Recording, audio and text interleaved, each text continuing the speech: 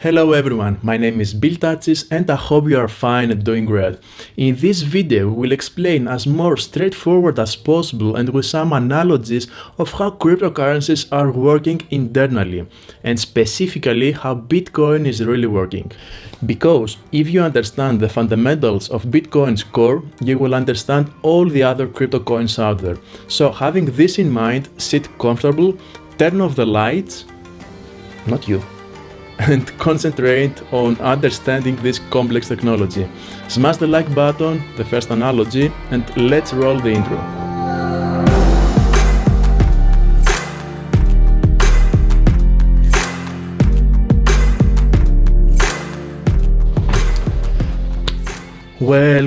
Well. First of all, leave the drink that you are holding down and don't be scared from all the mathematics and the technical terminology and language that is needed to understand this. We will simplify it so anyone without a computer scientist background will be able to understand this. We will also use some analogies where it needs to make it more entertaining as well. Because what is life without entertainment? $1. Okay. I think that the provided info will help you understand more the hype surrounding this technology, and I hope it will help you decide if you want to invest in it, because we all agree that it's healthy to know more about this technology, especially if you're looking to buy some cryptos and not only know the logo. And you know why? Because money is time, and it's your time that you put into it by your work or anything else, if you think about it. Let's say we are 4 people in this room. Bob, it's a common name, Alice, Alex and me. If I owe Bob $20 or euros, which is the simplest way to give Bob my money, I only need to do this. Bob, you're lucky, 20 euros. And Bob has my money. If Alice wants to pay Alex $30 or euros, the same procedure will be followed. It's convenient to pay in cash if we are in the same room and we have a lot of transactions to accomplish, right? Now, Bob decided to travel because Bob is a traveling soul and I owe Bob $50 or euros. How can I send him his money? What did you say? A bank. Exactly. I will trust an intermediate agent, the bank in this case, to complete the transaction. I will probably pay a fee and that's all. The job is done. And this is how the world was working before the invention of cryptocurrencies. And now is the crucial part. But before we proceed, take a deep breath. Press the like button because it means a lot for a new YouTuber like me, and vamos!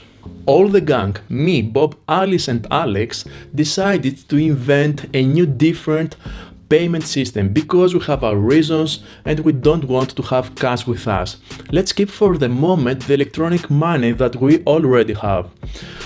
Alice has a brilliant idea to use a Greenboard for all the transactions. Let's say we have these transactions to accomplish now. I will use the Greenboard to write Bob owes me $30 or euros and so on. Convenient, right? But now let's say one of my friends called and I want to go out to enjoy a drink. Should I trust them with the Greenboard while I'm away? How do I know that the added entries or the old ones are the original and they are not fake?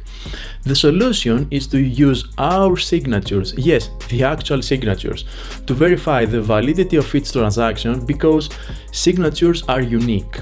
So, if I leave the room, everything seems to be okay now. Because if someone changes something in the Greenboard, when I come back I will check it, and if the signatures are valid, I can verify and accept somehow the changes. Thus, at the end of the month, we can know who owes who and how much. Moreover, how do we prevent Bob from owing more than that he has? If we add some lines above with all the money that we initially have, then we have solved this problem as well, the issue of overspending. So, to sum up, the protocol here is anyone can add lines to the Greenboard, but only signed transactions are valid. Also, if Alex gives me 100 euros or dollars, I can send him 100 of my gang coins. Yes, you heard right. I converted the dollars, euros to something called gang coins. This probably can be my future coin now that I'm thinking about it. Give me 1 second to write it down. Okay. Then we have an autonomous system in which we can exchange dollars or euros for gang coins. The green board now will be called a ledger, but this ledger should be kept somewhere. But we want a decentralized system where no one can control the currency. So to make it decentralized, we have to remove the trust from a site or something similar.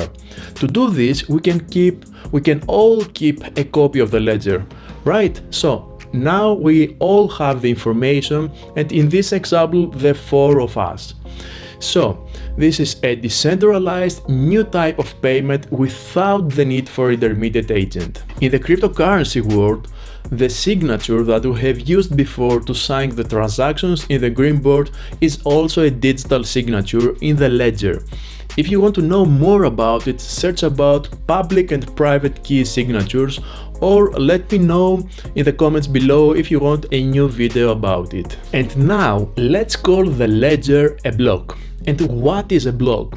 Well, it is a list of all signed original transactions between us.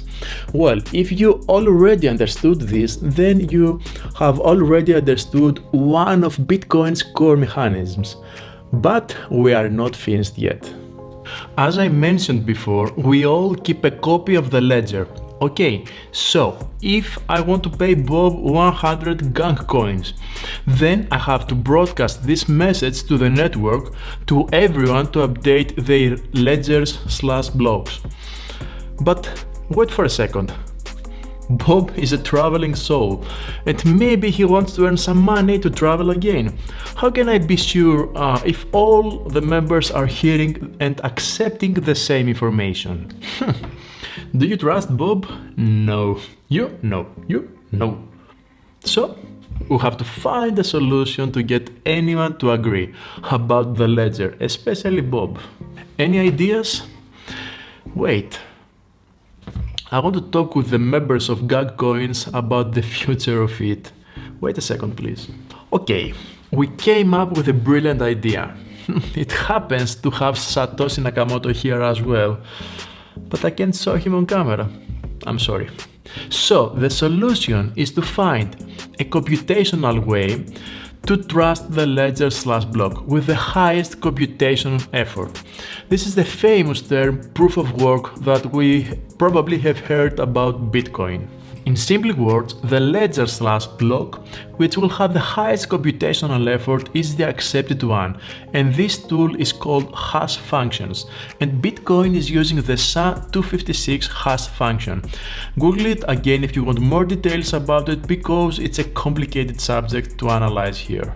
In a few words, these hashing functions have an input and an output. And for any input, a completely different output is produced.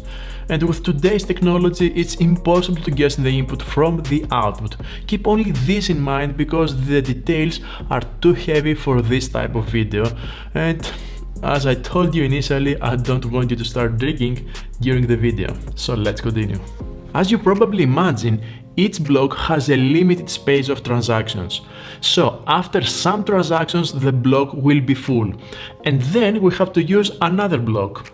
And now it is the tricky part. As you remember, we all keep track of the blocks with the transactions. We want a decentralized system.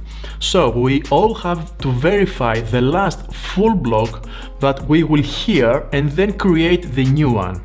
And here is where the actual magic happens, specifically where the mining phase is taking part. To verify the validity of the current block, we have to find a special number, but we have to follow one simple rule about it.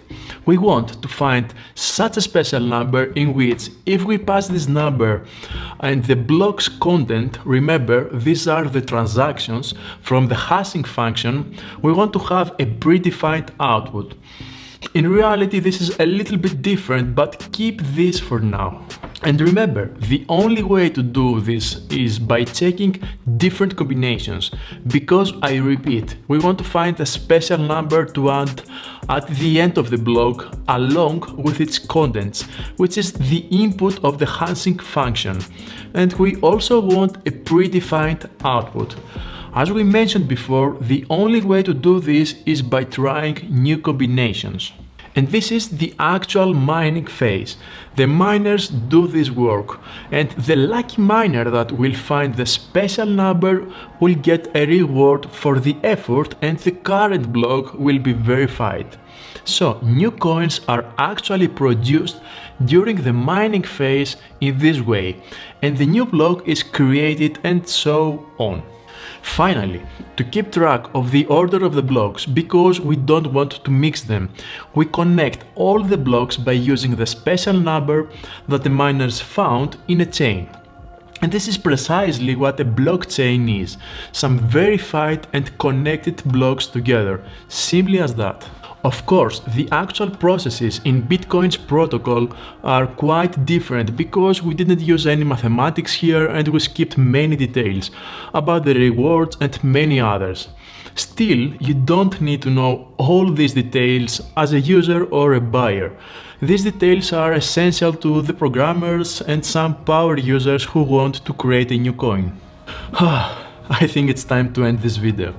I hope now you have understood the main idea behind Bitcoin, so feel free to go back using the pause function where it needs to understand all the provided details before moving to another video. As I said, you have to understand something before you invest on it. Don't forget this, you don't need to know precisely how a TV works, but you know all the basics before buying it, right? Finally, I want to thank you all if you achieved it till here. Don't forget to press the like button and subscribe to the channel because new content will be available every Monday. Moreover, you give me some motivation to keep up the hard work for this channel. Feel free to comment anything in the comments below. Thanks a lot. Till the following video, I wish you all the best. Be safe and be happy. Bye bye.